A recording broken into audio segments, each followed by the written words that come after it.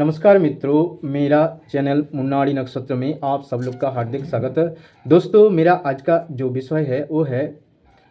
भेरी जोग। भेरी जोग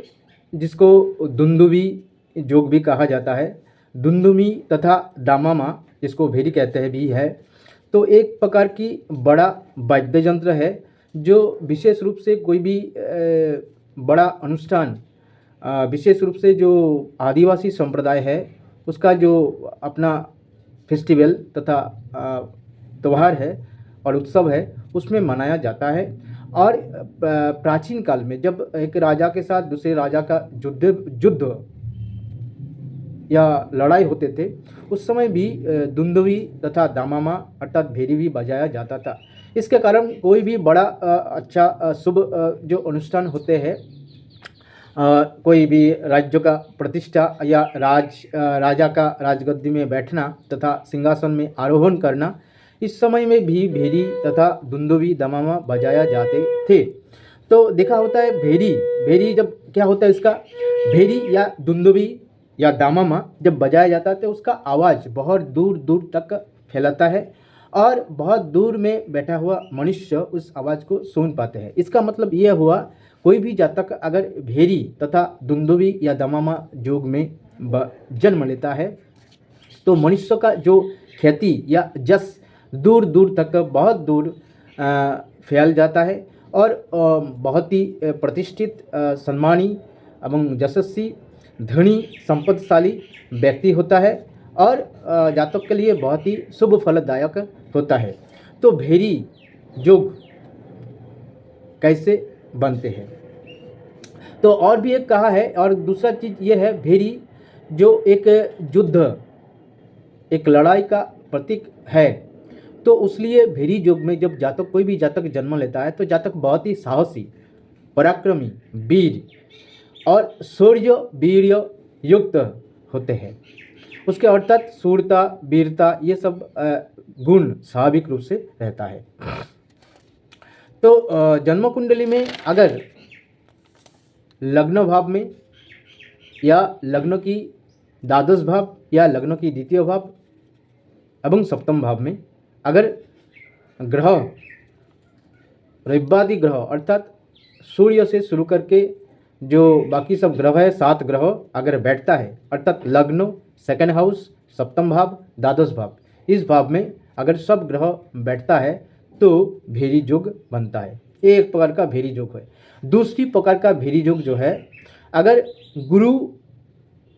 की केंद्र में शुक्र ग्रह एवं लग्नेश बैठता है अर्थात लग्नेश, गुरु एवं शुक्र एक दूसरे के केंद्र भाव में बैठता है तो भी भेरी जोग बनता है। तो भेरी जोग है ऐसा कुछ कुंडली के बारे में देखेंगे, डिस्कस करेंगे। जैसे संजय गांधी,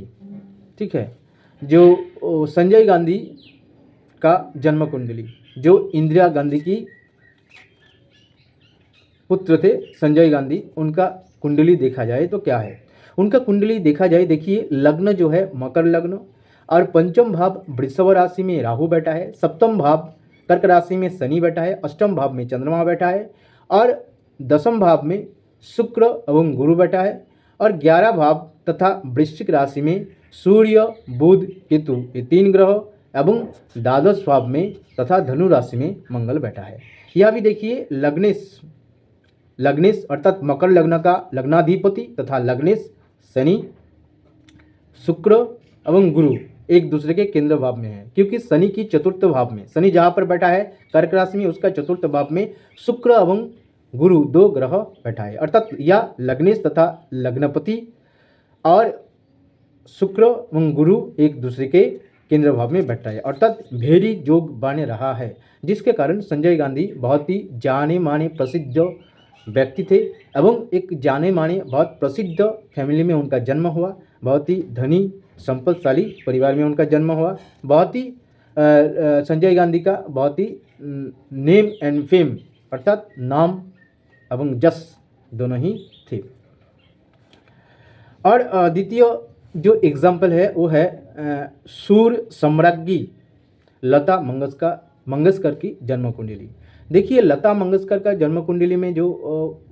देखिए लग्न जो है वृषभ लग्न और लग्न में गुरु बैठा है और तृतीय भाव में कर्क राशि में चंद्रमा बैठा है, चतुर्थ भाव में शुक्र बैठा है, पंचम भाव तथा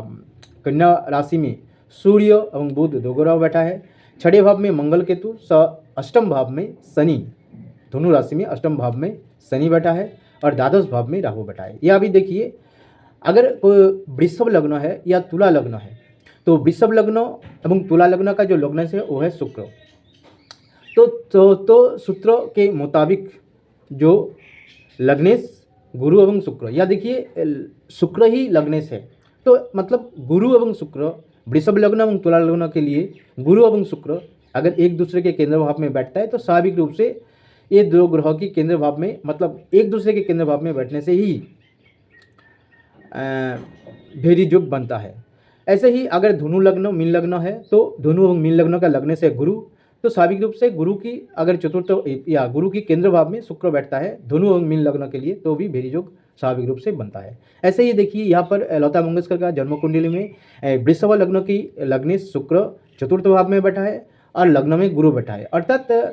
गुरु की चतुर्थ भाव में अर्थात गुरु की केंद्र भाव में शुक्र बैठा है, तो यह भी भेरी योग बन रहा है, जिसके कारण लता मंगेशकर की भी एक बहुत ही यशस्विनी महिला और सम्मानित महिला और सूर साम्राज्ञी, अर्थात इनका जो संगीत की जगत में म्यूज़िक वर्ल्ड में इनका नाम दूर दूर तक एवं सारा भारतवर्ष पूरा भारतवर्ष एवं भारतवर्ष के बाहर भी इंडिया अब्रोड कंट्री में भी उनका नाम गूंजता रहा और सुनाई देता रहा। उनका जो विजय डंका है वह पूरा दुनिया में बज गया और इसके कारण उन्हीं लता मंगेशकर धनी भी थे, रिच भी थे, संपत्तिशाली भी थे और ये सब गुण उनको हुआ। ऐसे ही और एक कुंडली जो मेरा कुंडली है, तो मेरा कुंडली में देखिए कर्क लग्न है और लग्न के तृतीय भाव में मंगल शनि बैठा है, चतुर्थ भाव में तुला राशि में गुरु बैठा है और छठे भाव में सूर्य बुध केतु तीन ग्रह बैठा है, सप्तम भाव में चंद्रमा में शुक्र बैठा है और द्वादश भाव मिथुन राशि में राहु बैठा है। तो यह भी देखिए मेरा कुंडली में भी भेरी योग बन रहा है। तो मेरा कुंडली में भेरी योग बन रहा है क्योंकि मेरा कुंडली में भी लग्नेश अर्थात कर्क लग्न का लग्नेश तथा लग्नपति चंद्रमा शुक्र सप्तम भाव में बैठा है और चंद्रमा एवं शुक्र के दसम भाव में गुरु तुला राशि में बैठा है, अर्थात गुरु लग्नेश चंद्रमा एवं शुक्र एक दूसरे के केंद्र भाव में बैठ रहा है। तो मेरा कुंडली में भी भेरी योग है जिसका फल मुझे बराबर मिलता रहता है और मेरे भी कोई जीवन में ऐसा कोई समस्या भी नहीं है, मैं भी सुखी हूँ और मेरा भी सब कुछ ठीक ठाक चल रहा है। तो दोस्तों मेरे ऐसे ये भेरी योग के बारे में मैं थोड़ा बहुत डिस्कस किया। अगर ये भेरी योग अगर कोई भी व्यक्ति का कुंडली में रहता है तो बहुत ही शुभ फल देता है। तो मेरे ये छोटा सा प्रयास अगर आप लोग को अच्छा लगा तो आप लोग लाइक कीजिए, शेयर कीजिए और ये मेरा जो छोटा सा चैनल है मून नाड़ी नक्षत्र, इस चैनल को अवश्य सब्सक्राइब कीजिए। नमस्कार।